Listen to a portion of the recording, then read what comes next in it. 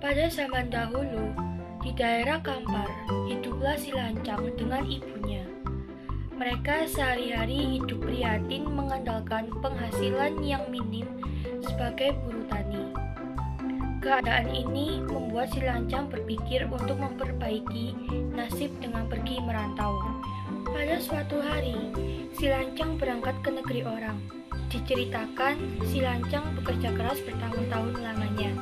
Segala perjuangan tidak sia-sia. Ia berhasil menggapai cita-citanya menjadi orang kaya. Ia menjadi saudagar yang memiliki berpuluh-puluh kapal dagang.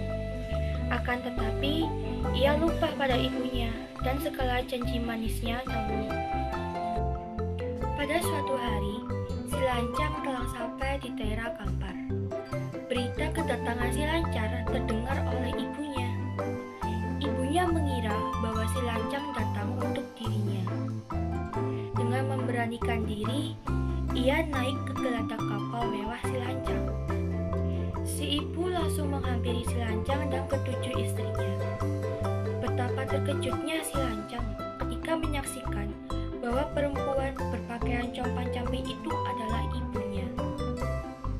Akan tetapi, harapan ibu si Lancang hanya tinggal harapan. Rasa malu dan marah pun tak dapat ia tahan. Ibunya segera menghambirinya. "Engkau Lancang, anakku. Oh, betapa rindunya hati emak padamu." Mendengar sapaan itu, si Lancang begitu tega menepis pengakuan ibunya sambil berteriak, "Mana mungkin aku mempunyai ibu perempuan miskin seperti kamu. Kelasi, usir perempuan gila ini." Dengan perasaan hancur, ibunya pergi meninggalkan semua angan-angan terhadap anaknya. Luka hati seperti disayat sembilu.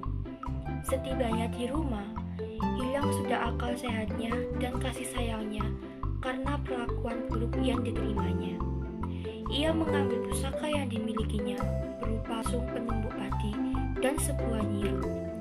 Diputarnya langsung itu dan dikipas-kipaskan nyiru itu sambil berkata, "Ya Tuhanku, hukumlah si anak durhaka itu." Tidak perlu waktu lama, Tuhan mengabulkan permintaan ibu tua renta itu. Dalam sekejap, turunlah badai topan. Badai tersebut meluluh lantakan kapal-kapal dagang milik si Lancang dan harta benda miliknya.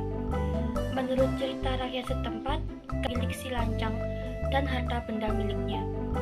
Menurut cerita rakyat setempat, kain sutranya melayang-layang dan jatuh menjadi negeri lipat kain yang terletak di kampar kiri. Gongnya terlempar ke kampar kanan dan menjadi sungai gong.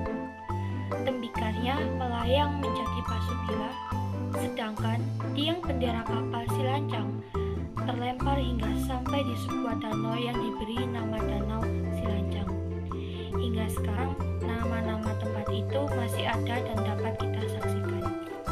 Hai, di sini saya akan membawakan sebuah dongeng yang berjudulkan Si Lancang.